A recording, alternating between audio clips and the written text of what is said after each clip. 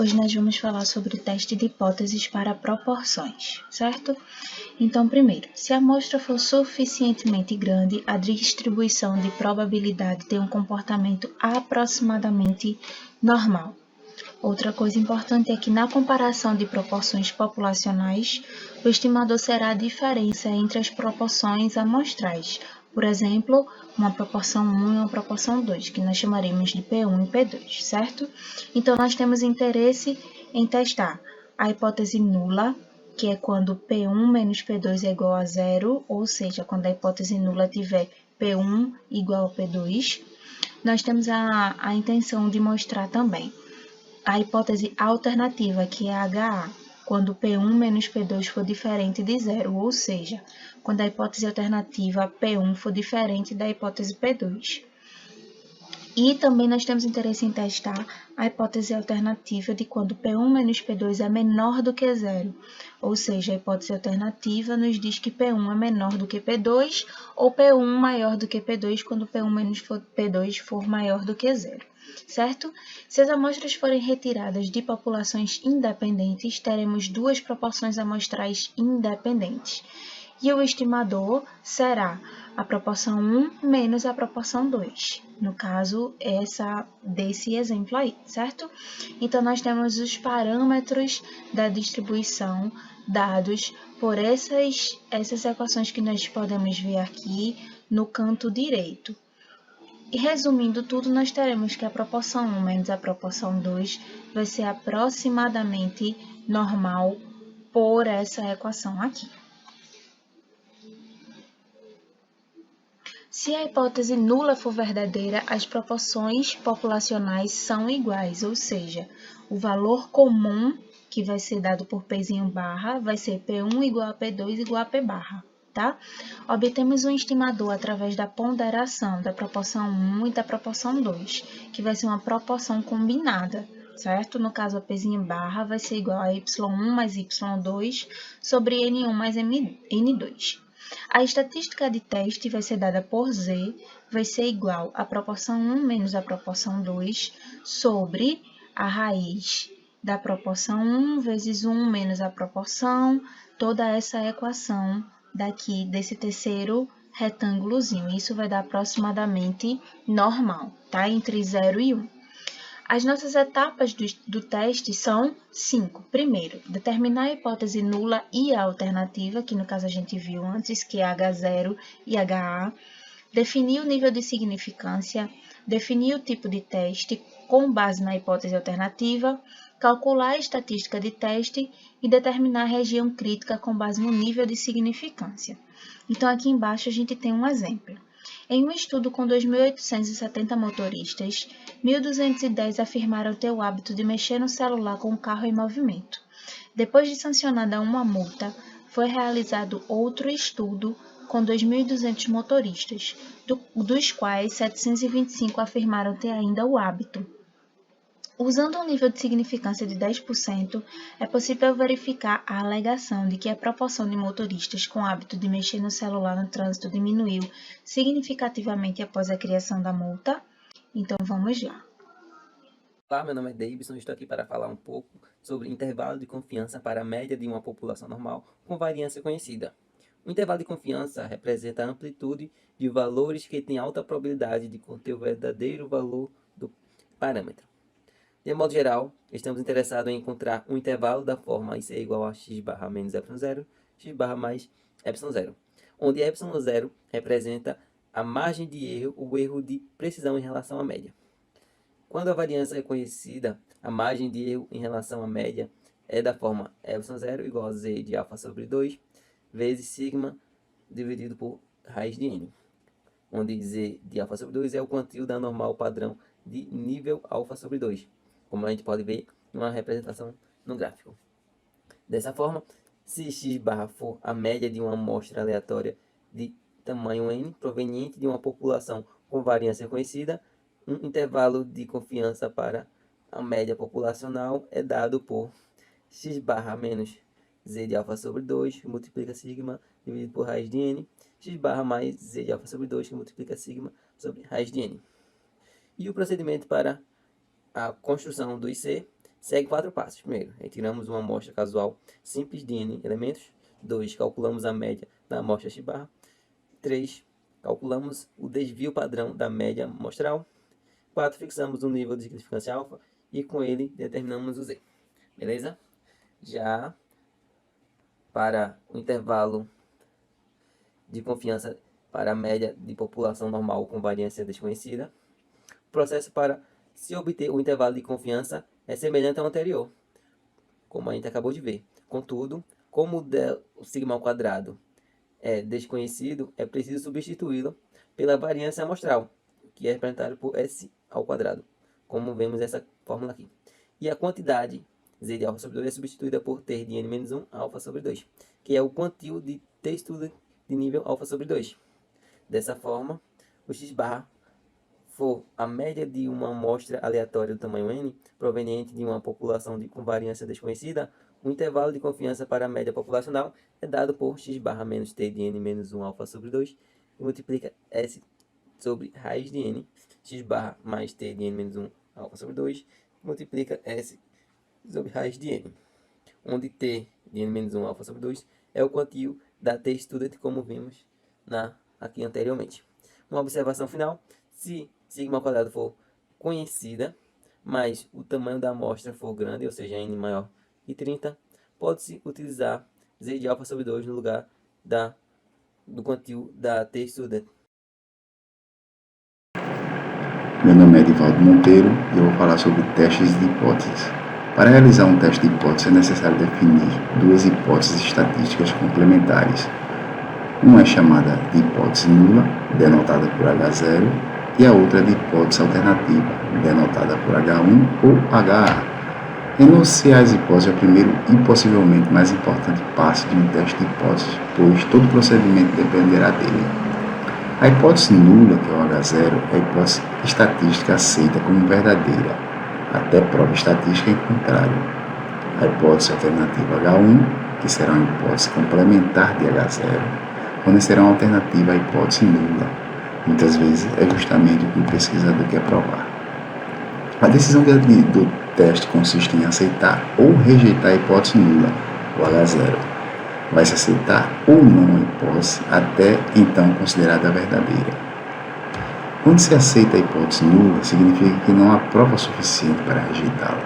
Já quando a decisão é por rejeitar a hipótese nula, há evidências suficientes de que as diferenças obtidas não ocorreram por acaso. Tipos de testes paramétricos. Tem os testes unilaterais, que o H0 parâmetro é igual ao valor de teste, o H1 parâmetro é menor que o valor de teste, como está aí no gráfico, é o teste unilateral à esquerda. O H0 parâmetro igual ao valor de teste, o H1 parâmetro maior que o valor de teste, como está no gráfico aí embaixo, é o teste unilateral à direita. E temos os testes bilaterais, o H0 parâmetro é igual ao valor de teste, o H1 parâmetro é diferente do valor de teste, como está aí no gráfico. Agora vamos falar sobre os testes de hipóteses com variâncias conhecidas. A fórmula é o Z observado ou Z calculado, que é igual a média amostral menos a média populacional testada sobre o desvio padrão populacional sobre a raiz de N, que é o tamanho da amostra. Já teste de hipótese com variâncias desconhecidas, existem duas situações. Se N é maior que 30, usamos a fórmula de Z calculado. Se N for menor ou igual que 30, usamos a fórmula de T calculado. E por último temos os testes de hipótese para proporções, que é o H0 é o parâmetro igual ao P0, H1 é o parâmetro diferente de P0, ou P maior que P0 ou P menor que P0. São as hipóteses. Fixa-se o alfa, retira-se uma amostra de tamanho n e define-se x como número de sucessos, calculando o P chapéu 0 igual a x sobre n. Determina-se com P0 o erro padrão do teste Define-se como critério o Z calculado, define-se as regiões de uma região de não rejeição e uma região crítica.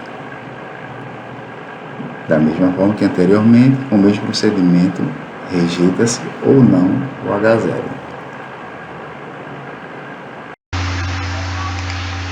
Eu vou falar sobre o teste de hipótese para média de populações normais com variância conhecidas. Tá? Para a gente estar calculando esses testes de hipótese, a gente precisa seguir esses passozinhos aqui. A gente precisa especificar a hipótese, escolher o nível de significância, determinar o tamanho da amostra, calcular o valor crítico, ou Z calculado aqui, vai estar nessa formulazinha, e decidir se a hipótese nula ela vai ser rejeitada ou não. Esses testes eles possuem 3 tipos. Tá? Considerando que a hipótese vai ser diferente, a gente diz que esse teste aqui ele é bilateral, e quando ele é maior ou menor, a gente vai dizer que ele é unilateral, pela direita ou pela esquerda. Também a gente precisa encontrar esse valorzinho aqui do valor crítico, ou Z calculado, que é sob essa fórmula aqui. Tá? E ele ainda pode tomar esses 3 tipos aqui, dependendo da situação da questão. E a questão que eu escolhi para estar falando é justamente essa daqui. No curso de matemática, a média dos coeficientes é 7, com desvio padrão de 0,5. O MEC deseja verificar se de fato vai continuar em 2022. Observando as notas de 49 alunos, percebeu que a média foi de 8,5. Porém, aqui tem um erro, porque na questão que eu vou responder no Jamboard, a média foi de 7,5. Tá? Admitindo que esse coeficiente tenha a distribuição normal, o Ministério concluirá que o nível de significância aqui vai ser de 10% na letra A e de 5% na letra B. E a gente vai resolver aqui pelo Jamboard. Aqui no Jamboard eu já coloquei o enunciado e já resolvi as 2 questões. Tá? Todas as informações que a gente tem tá aqui. O desvio padrão é de 0,5. Aí a gente, com o desvio padrão, a gente encontra esse resultado aqui, porque a gente vai precisar usar. A gente tem que o número de estudantes, nesse caso aqui, foi de 25. A média das notas foi de 7,5. E a gente vai encontrar esse valor aqui de 0,1 utilizando essa fórmula daqui. Tá? Para encontrar o Z calculado, a gente precisa justamente desse valor do 0,1, precisa da média e do coeficiente de rendimento, que a média vai ser 7,5 e o coeficiente vai ser 7. Quando a gente faz isso, a gente obtém o resultado de 5. Nosso Z calculado vai ser igual a 5. Aí a gente vai para a tabela, lá na tabela a gente vai encontrar aqui, esse valor de Z aqui vai se tornar 1,1645. Como a gente tem aqui pelo gráfico, que essa daqui é a região onde as notas vão permanecer. Como a gente tem que o Z, aqui no caso é 5, ele não pertence a essa região aqui, ele está meio que fora dela. Se ele está fora dela, a gente rejeita a hipótese com nível de significância de 10%. E aí a gente vai para a letra B, que na letra B ele pede que o nível de significância seja de 5%. Quando a gente faz isso, a gente vai chegar também basicamente nos mesmos resultados e vai concluir que ele não está dentro da região, ou seja, a gente conclui que as notas não vão diminuir de acordo com esse semestre, por causa das notas que eles vão ter. E assim a gente resolve a questão.